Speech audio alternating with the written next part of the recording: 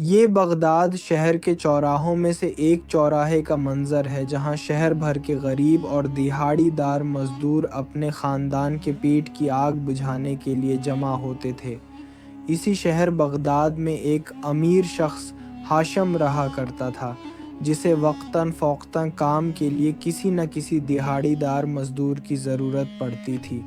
ایک دن ہاشم اسی نیت سے چوراہے پر پہنچا کہ کوئی مزدور مل جائے جس سے وہ آج کا کام کروا سکے۔ چوراہے پر لگی مزدوروں کی بھیڑ ایک سمت سے دوسری سمت یوں حرکت کرتی جیسے سمندر کی لہریں ساحل سے ٹکرا کر واپس لوٹتی ہیں۔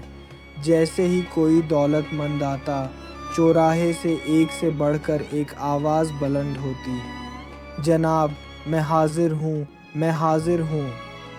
ہاشم نے جب یہ منظر دیکھا تو اسے ان مزدوروں پر ترس بھی آیا اور تعجب بھی، کیونکہ ان سب میں ایک نوجوان ایسا بھی تھا جو بالکل خاموش ایک طرف بیٹھا ہوا تھا۔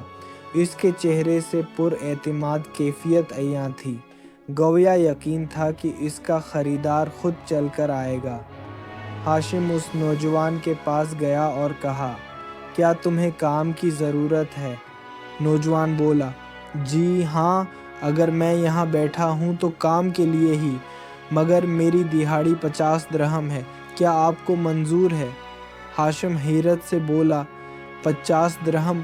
باقی تو صرف 5 لیتے ہیں، تم ایسا کیا کرتے ہو جس کے 50 درہم دوں؟ نوجوان بولا، اگر آپ کو منظور نہیں تو 5 درہم والے بہت موجود ہیں، آپ کسی کو بھی لے جا سکتے ہیں۔ ہاشم کچھ سوچ کر بولا، اچھا ٹھیک ہے، مجھے منظور ہے۔ نوجوان بولا، ذرا رکیے، میری کچھ شرائط بھی ہیں، ان کی منظوری کے بغیر میں مزدوری نہیں کرتا۔ ہاشم حیران ہو کر بولا، شرائط؟ وہ تو مالک کی ہوتی ہیں۔ نوجوان بولا، اگر آپ کو میری شرائط منظور نہیں تو میں نہیں آؤں گا۔ ہاشم نے کہا، ٹھیک ہے، بتاؤ کیا شرائط ہیں؟ نوجوان بولا، میرے بارے میں کوئی سوال نہیں کریں گے، جیسے ہی اذان ہوگی میں آپ کا مزدور نہیں رہوں گا، اس دوران آپ مجھے کوئی حکم نہیں دے سکتے، اگر آپ کوئی سوال کریں گے تو یہ میری مرضی ہوگی کہ جواب دوں یا نہ دوں۔ ہاشم مسکرا کر بولا، بڑے ہی نرالے مزدور ہو، چلو مجھے منظور ہے، اپنا سامان لو اور چلتے ہیں۔ چنانچہ وہ دونوں چلتے چلتے ہاشم کے گھر پہنچے۔ نوجوان نے کام شروع کیا تو ہاشم حیران رہ گیا، جو کام ایک مزدور پورے دن میں کرتا ہے اس نے صرف 2 گھنٹوں میں مکمل کر دیا۔ جب اذان ہوئی تو نوجوان نے کام چھوڑ دیا اور چلنے لگا۔ ہاشم کا بیٹا بولا، آوے مٹی کو برابر تو کر دو۔ نوجوان بولا، خاموش، اس وقت تو میں تمہارے باپ کی بھی نہیں سنتا، اذان ہو جائے تو میں ہر کام بھول جاتا ہوں، تم چاہو تو مٹی خود برابر کر لو۔ نماز پڑھنے کے بعد وہ واپس آیا اور کام دوبارہ شروع کر دیا۔ ہاشم واپس آیا اور پوچھا، کھانے کے لیے کچھ لاؤں؟ نوجوان بولا، میں روزے سے ہوں۔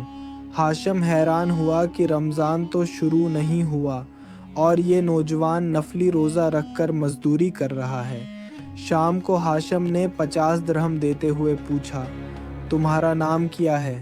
نوجوان بولا، میں نے کہا تھا جس سوال کا جواب نہ دینا چاہوں نہ دوں، امید ہے برا نہ منائیں گے۔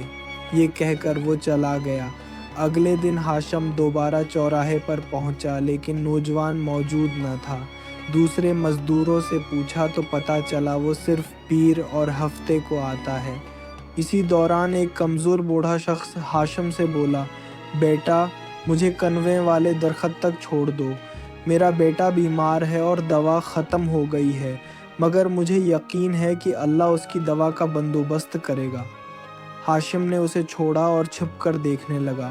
کچھ دیر بعد ایک شخص نیلا رومال باندھے آیا، دوا کا تھیلا دیا اور چلا گیا۔ بوڑھے نے اس کا ہاتھ پکڑ کر کہا، مجھے اپنا چہرہ دکھاؤ۔ اس شخص نے کہا، یہ میری خوبی نہیں، آسمان والے نے مجھے آپ کی مدد کے لیے بھیجا ہے۔ ہاشم سب کچھ دیکھ رہا تھا اور حیران تھا۔ اگلے دن اس نے چوراہے پر نیلے رومال والے اور مزدور دونوں کو تلاش کیا مگر کوئی نہ ملا۔ پھر ایک دن بچوں کے رونے کی آواز سن کر وہ ایک گھر کی طرف متوجہ ہوا جہاں وہی نیلے رومال والا شخص راشن لے کر داخل ہوا۔ ہاشم نے اس سے پوچھا، تو کون ہے؟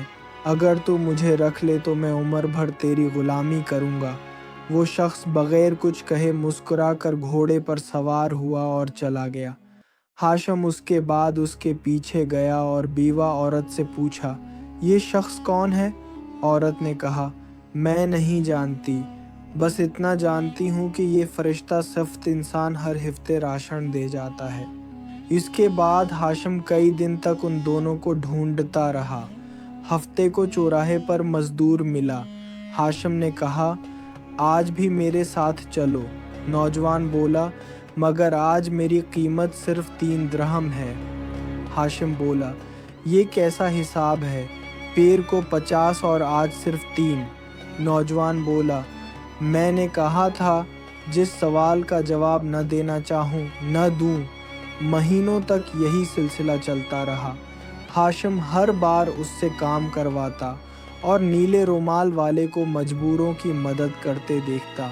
ایک روز جب وہ مزدور لینے گیا تو معلوم ہوا وہ بیمار ہے اور اس نے ایک پیغام چھوڑا ہے کہ فلاں گلی کے نکڑ پر اس کا مکان ہے۔